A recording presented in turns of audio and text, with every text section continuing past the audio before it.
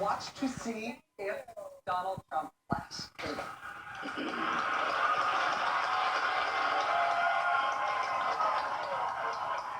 Thank you. Your Eminence, Your Excellencies, members of the clergy, Alan Nance Smith, Donald and Melania, and all the distinguished guests. Earlier tonight, Al reminded me that when the first Al Smith ran for president, he chose as his running mate the progressive senator from Arkansas, Joseph T. Robinson, who was one of my husband's political heroes. This work that you do through the dinner, Al, you've done it now for 30 years, is such a labor of love. You've been a hero for both the children of the Archdiocese and for the city of New York. And I think we all owe Al Smith a great, great round of applause.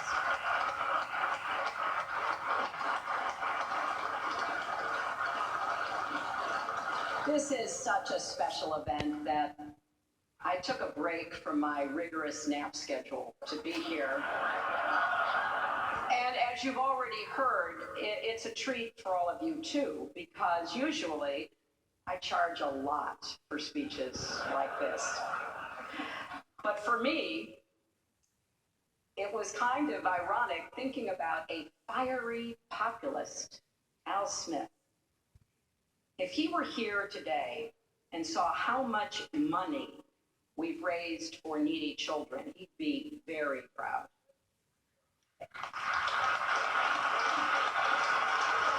And if he saw this magnificent room full of plutocrats celebrating his legacy, he'd be very confused.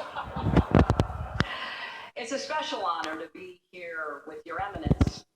Now, I know, Your Eminence, you were criticized for inviting both Donald and me here tonight. And you responded by saying, if I only sat down with those who were saints, I'd be taking all my meals alone. Now, just to be clear, I think the Cardinal is saying I'm not eligible for sainthood. But getting through these 3 debates with Donald has to count as a miracle.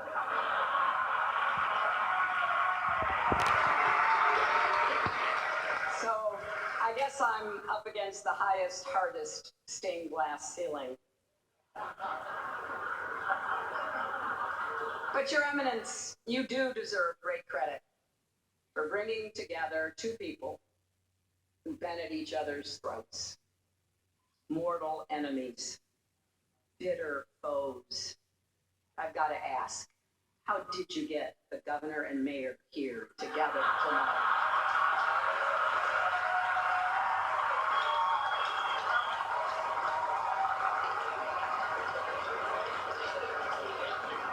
Now, I've got to say, there are a lot of friendly faces here in this room, people that I've been privileged to know and to work with. I just want to put you all in a basket of adorables. And you look so good in your tuxes, or as I refer to them, formal pantsuits. And, because this is a friendly dinner for such a great cause, Donald, if at any time you don't like what I'm saying, feel free to stand up and shout wrong while I'm talking. Come to think of it, it's amazing I'm up here after Donald. I didn't think he'd be okay with a peaceful transition of power.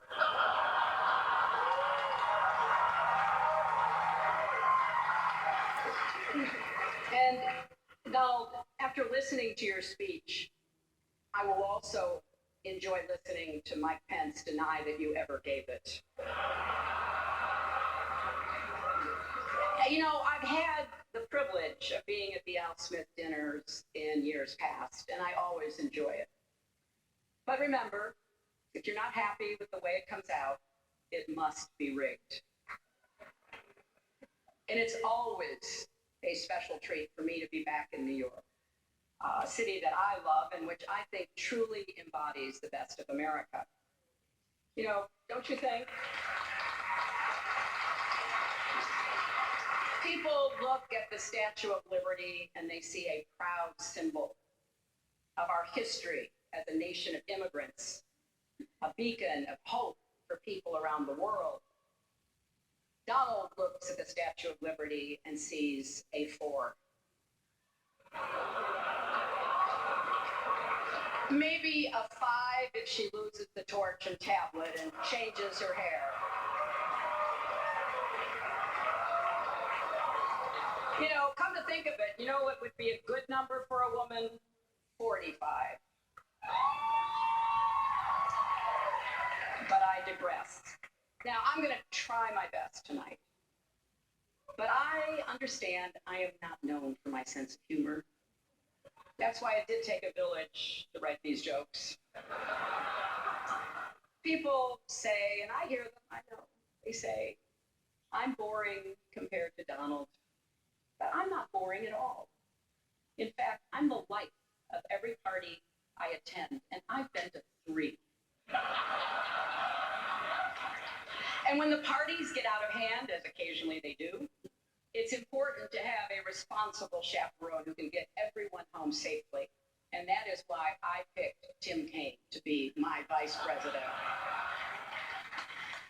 Now, you notice there is no teleprompter here tonight, which is probably smart because maybe you saw Donald dismantle his prompter the other day. And I get that. They're hard to keep up with. And I'm sure it's even harder when you're translating from the original Russian.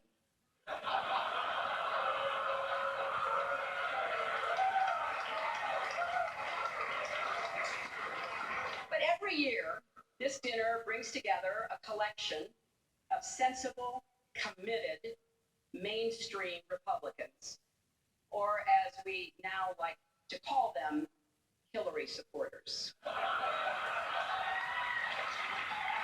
Now, some of my critics, and I hear that too, yeah,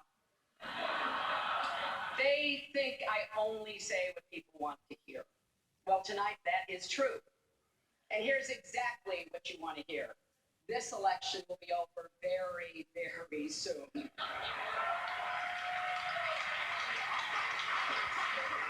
And look at this dais. We got Charlie Rose and Maria Bartiromo and Chris Matthews and Gayle King and Norah O'Donnell and Katie Couric. This counts as a press conference, right? It is great also to see Mayor Bloomberg here.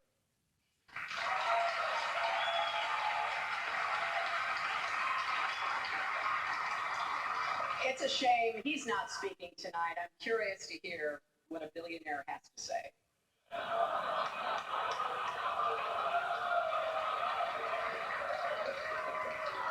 And look at the dais. We've got the Honorable Chuck Schumer, the Honorable Andrew Cuomo, the Honorable Mike Bloomberg, the Honorable Bill Blasio, the Honorable Dave Dinkins, and so many other wonderful elected officials. And we have Rudy Giuliani. Now, many don't know this, but Rudy actually got his start as a prosecutor, going after wealthy New Yorkers who avoided paying taxes. But as the saying goes, if you can't beat him, go on Fox News and call him a genius. So as I've said, we've now had our third and thankfully final debate. Sharing a stage with Donald Trump is like, well, nothing really comes to mind. There is nothing like sharing a stage with Donald Trump. Donald wanted me drug tested before last night's debate. And look, I gotta tell you, I am so flattered that Donald thought I used some sort of performance enhancer. Now, actually, I did. It's called preparation.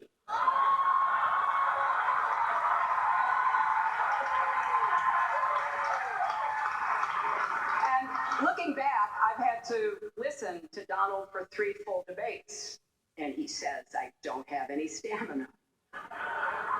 That is 4.5 hours. I have now stood next to Donald Trump longer than any of his campaign managers. Now, look, I have deep respect for people like Kellyanne Conway.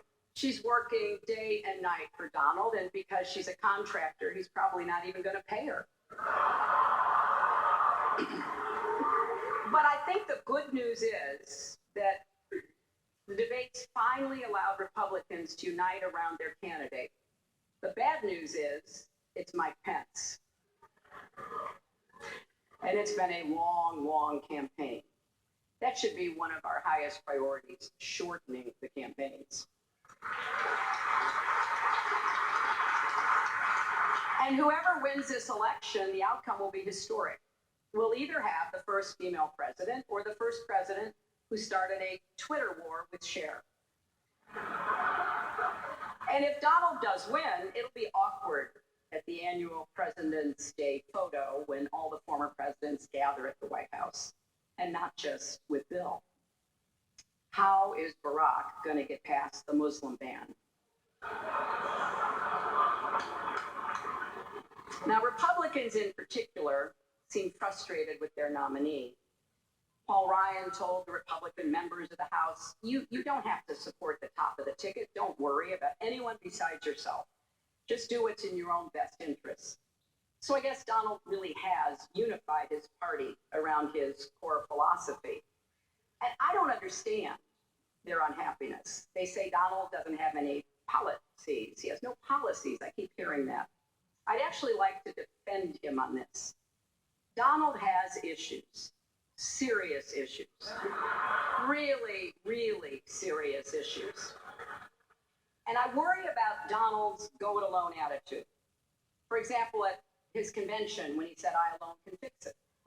You know, in the 90s, I said the same thing about America's health care system, and it didn't work out so well for me either. But speaking of health, Donald has been very concerned about mine. Very concerned. He actually sent a car to bring me here tonight. Actually, it was a hearse. But I kind of want to just put the information out there so everybody can draw their own conclusions and you can judge our relative health. We've each released our medical records. My blood pressure is 100/70. His is unbelievably great. My cholesterol is 189. His is presidential. My heart rate is 72 beats per minute.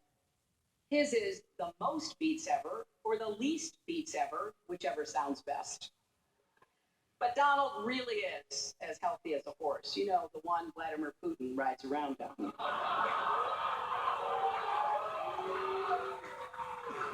But I can say without fear of contradiction tonight that I will be the healthiest and youngest woman ever to serve as president.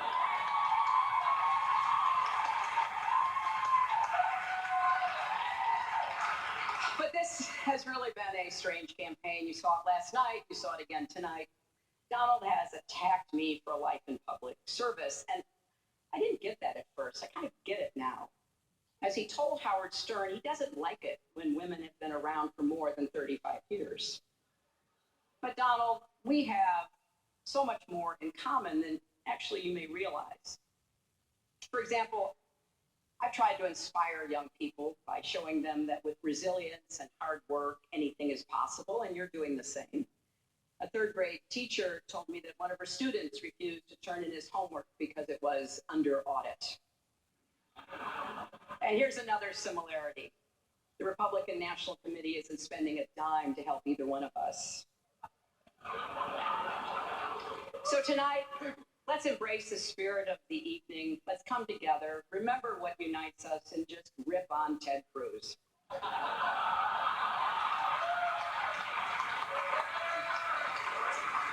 hope you enjoyed my remarks tonight. I said no to some jokes that I thought were over the line. But I suppose you can judge for yourself on WikiLeaks in the next few days. Donald will tell us after the benediction whether he accepts that this dinner is over. He has to wait and see. But there's nothing funny about the stakes in this election. In the end, what makes this dinner important are not the jokes we tell, but the legacy that we carry forward. It is often easy to